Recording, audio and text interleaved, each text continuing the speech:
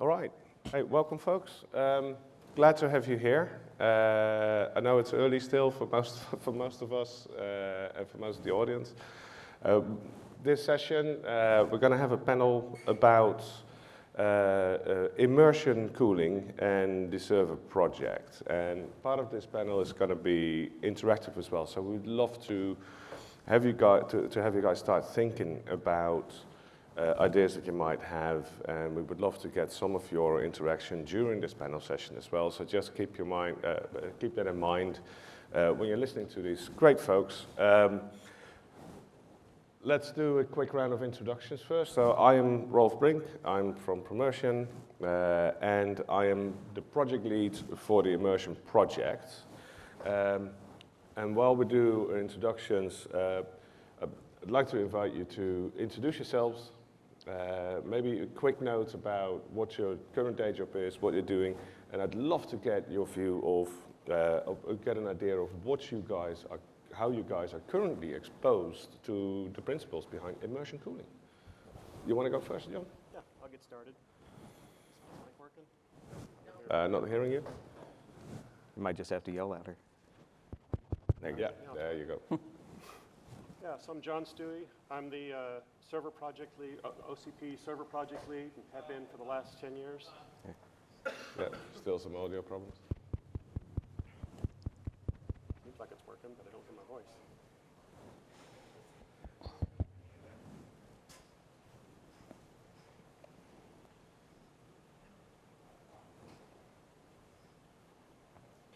It's weird that it's working, but not working.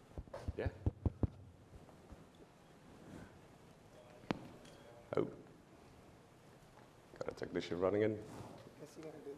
There you go. All right, can you hear me now? That's much better. So my name is John Stuewe. I've been the OCP server project lead for the last 10 years, running the server project and the 5 sub-projects under it. Most of the time most time I was the server project lead, I've been with Dell. I've recently moved over to Strategic Thermal Labs. So now it's my day job to do thermal cooling or liquid cooling.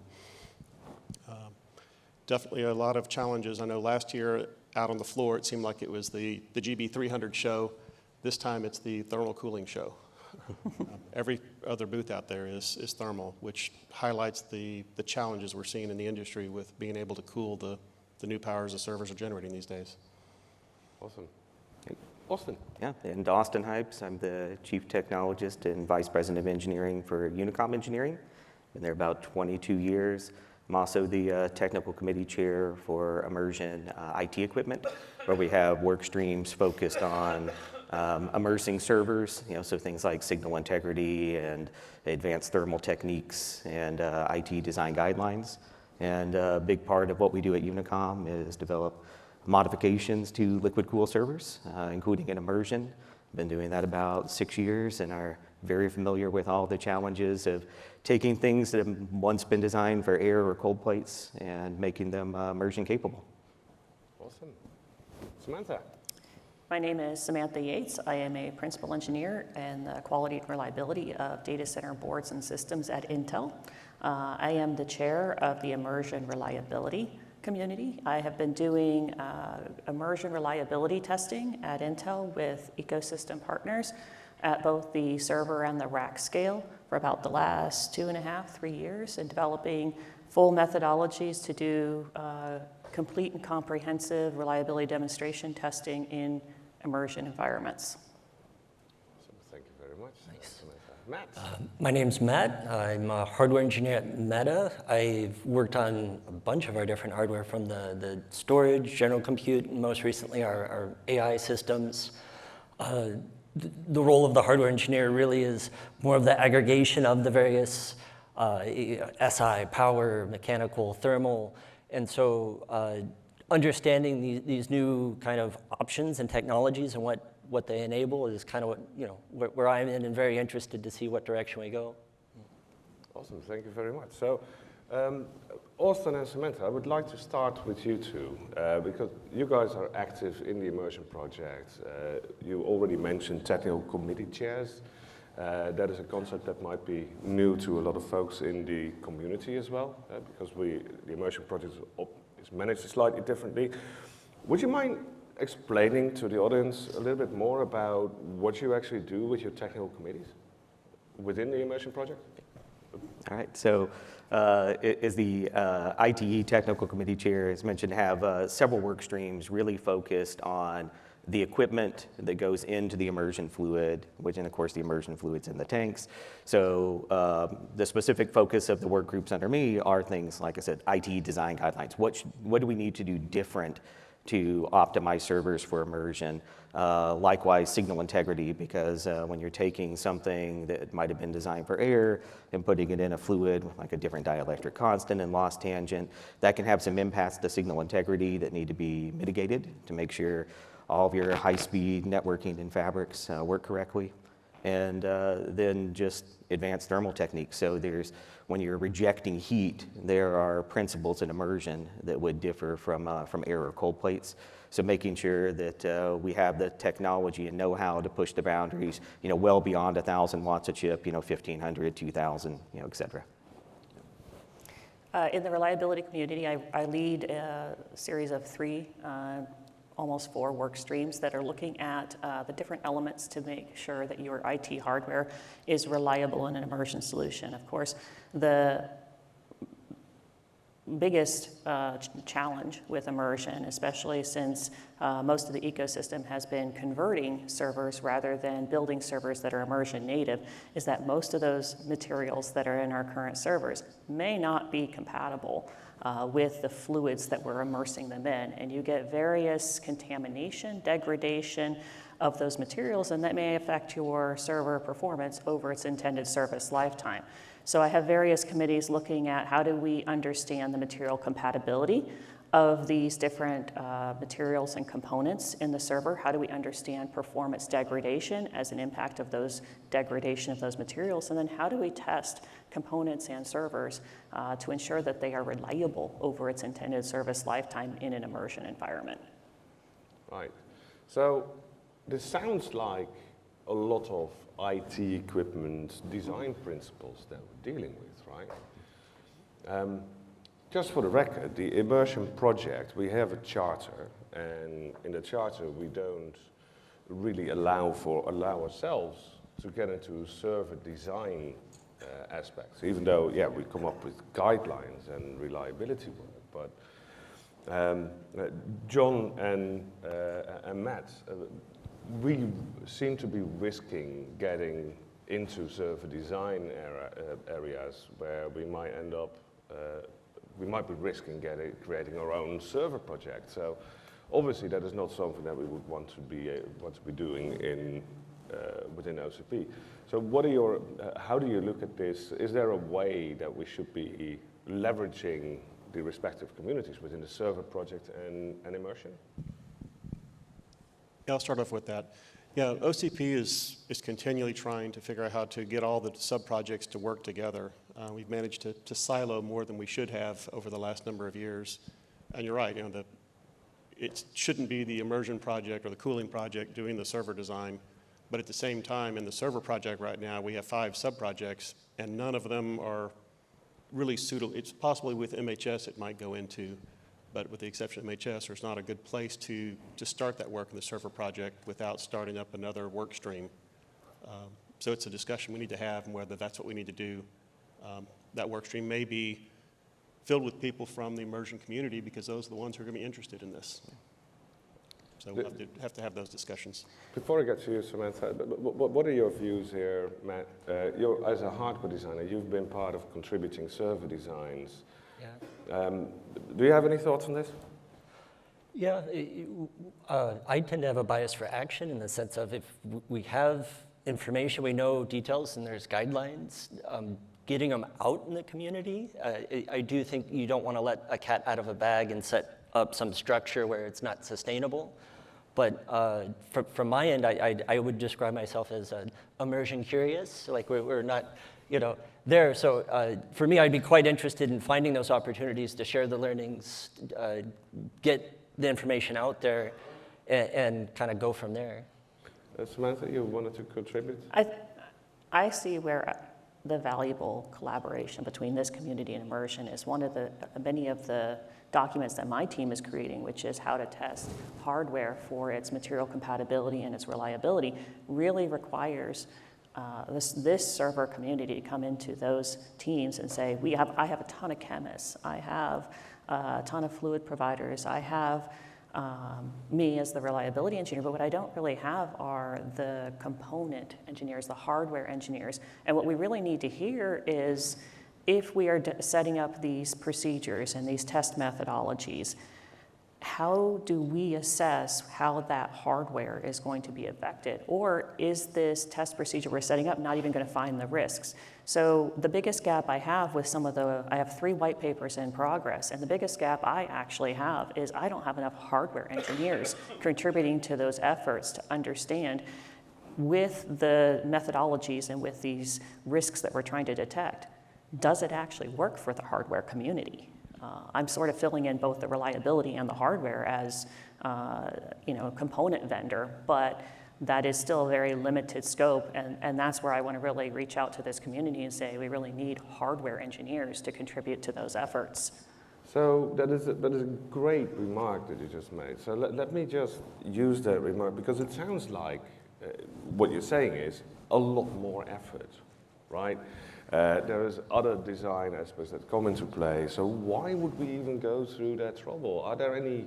What is the upside of doing this? Are there capabilities? Are there differences? Are there other opportunities that arise when you start considering immersion in the server design? Please, Austin, yeah, go ahead. Yeah, I was going to make some comments. Compared to the server work streams, there's really nothing today in the server work streams like MHS that directly oppose anything we're doing in Immersion. As a matter of fact, it's already helping, because by having standard form factors for things like power supplies and server boards, it helps us design Immersion native platforms where, once we've done that thing, all those things we need to do to optimize, for flow and management and everything else, going from one generation to another, keeping similar form factors, same form factors, same power supplies, is actually very beneficial. Where I think we could expand upon it some is there are some unique principles in Immersion, especially when it comes to things like power supplies and power connectors, where we can actually run at higher amperages while keeping the temperatures the same, so rise temperatures the same and things like that. So I really see an area for some of that collaboration where it's almost like MHS plus. It's not saying you have to do this for Immersion and you have to do this. It really is just like MHS, there's cold plate supportability, there's air-cooled supportability. I think it can very much just have a few little extensions for Immersion as well. Fantastic. So we did notice that somebody stepped up to the microphone in the audience. So please feel free to ask what you would like to ask or bring in. Testing. All right. So I don't know if it's a Q&A type session, but I'd love to ask a question. So I think it's probably more directed towards Samantha, but so I do think that the Immersion community for the last maybe decade or so has used enhanced server reliability as one of the sort of, I'm going to call it decided science tenets of Immersion. But I see a large number of new permutations of Immersion coolants hitting the market on a pretty regular basis. And the number of materials that go into servers is obviously quite diverse. Obviously, that's very complicated to go and run the large Pareto of different, combinations of materials that might be in the server and the fluids themselves. Just general, very, quick, high-level answer. I would like to know. We spend a lot of time focusing on degradation materials. We wouldn't spend that kind of effort and focus if we hadn't seen it. What is sort of your take, high level, on overall reliability of server hardware in various dielectric coolants? I think that there are specific materials that are ubiquitous within the industry that are fundamentally not as compatible as we want them to be fully reliable in many of the single-phase hydrocarbon fluids. If you're in the community, we're pretty clear about which ones they are. I think one of my biggest gaps right now is power supplies, and this is really concerning to me. I have tested multiple power supplies over the industry, and I will say most of them do not pass my requirements on quality reliability, and it's materials that we've taken for granted. So the material that I see that is the most incompatible is we have the wire sheathing the insulation on our transformer wires within that power cell. Well, the current IEC standard doesn't say do material compatibility testing, which the OCP standard is 2 weeks at ADC, and then open the power supply and look at your materials. And I have seen most power supplies, the polyolefin class, the polyethylene class of materials that we use for those insulation materials, they swell to the point where they actually slinky around the transformer wires or any of those LED wires that are in those power supplies, obviously proving that they're insufficiently doing the job they were intended to do. So I think it's a combination of we have materials that are not compatible, but most of the time people don't even know what they're looking for. So current IEC standards say, hey, go do high pot, and yeah, that may pass, but at the same time, I've seen these wire insulation materials degrade to the point where you can see the copper wire coming through the insulation. So it's a combination of the fact that there's an ignorance and there's insufficient information, and insufficient information showing the risks to the community, and that's where we need the hardware engineers to come in and understand the incompatibilities and how to design materials. So power supplies, if you just swap those insulation materials out with things that are automatically, things like high density polyethylene or PTFE wire insulation, then you have a power supply that's native for both immersion and air cooling. But you have to make those design choices early to be the most cost effective. So that's where we need this community to say is, as we're developing our next generation of hardware, can we make smart design choices to just make those platforms compatible across both technologies. So that's one of mine that I'm really trying to evangelize is the power supply situation. But there's many other things like the Mylar, conformal coatings, there's solder fluxes. One of the biggest incompatibilities is the residual solder flux.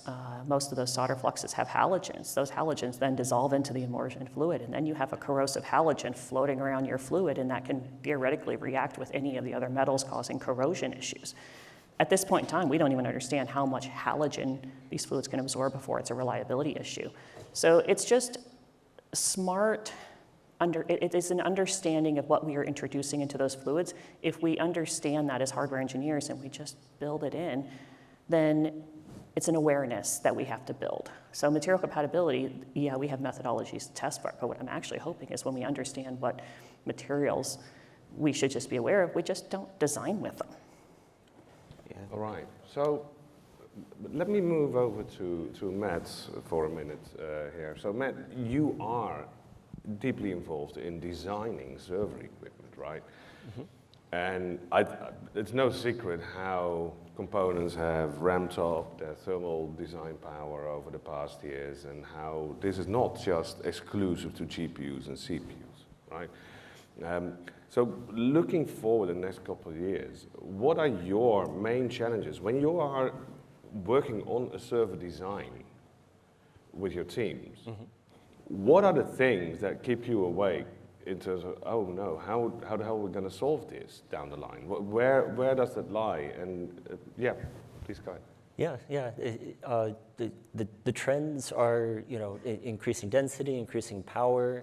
And as you're trying to actually get the room and do the floor planning, you generally always have conflicting requirements of these two components want to be very close, but then you destroy the routing channel. You need a mounting hole that's right there, but destroys the routing channel. You end up with these themes of conflicting requirements. And usually it's the lumpy mattress syndrome, where if you make one thing better, you tend to make something else worse. There's always trade-offs. And so we're dealing with being able to actually move fast, particularly in the AI space. It's very cliche to say, but to get as much capacity as highest reliability landed and kind of have a smooth bring-up procedure. So at that case, you want to actually have a very clear bring-up plan, validation plan. You want to actually minimize the amount of risk you're introducing. So it's not just hard EE topics, but there's the business side of how do you align it, where do you go, does it make sense? Because you could have the greatest technical design in the world, but if you're late or it costs too much, it's not going to be successful. Right. Yeah, the last couple design cycles I've been, I think the biggest issue has been schedule. The AI systems are out there, who's going to be first? You've got to get it out there or you're going to lose out on the big part of the market. And having that compressed design schedule really works against being able to fully vet all the materials you have inside of your box or your system. So that is, so especially when we're looking at the growth of the immersion market, the designing for immersion needs to start early then. Is that correct? Right, we have another question from the audience. Sure. So, Brian Kincaid from Fuchs. So, you brought up time, right? So, before all this started, we had 6 nines enterprise reliability goals. But on the other side, on AI, we almost have damn the torpedoes.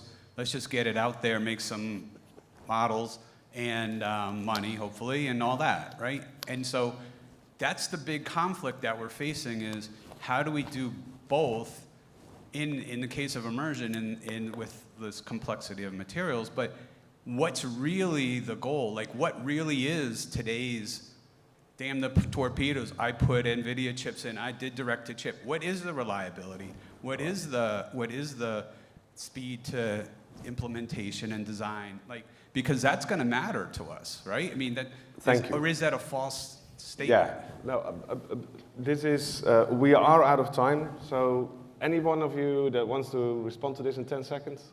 Yeah, I would just say we've developed a lot of principles to address it and address it quickly, but the industry as a whole doesn't have that knowledge yet or is not using it. So you can go just as fast with immersion designs as anything else, but it starts with that knowledge base of what works with fluids that you know work to meet all those material compatibility and signal integrity requirements. Fantastic. So we're going to have to leave the stage. We're going to need to make space for the next speaker. We'll be working on collaboration principles with the server project. Thank you all for your time. Okay.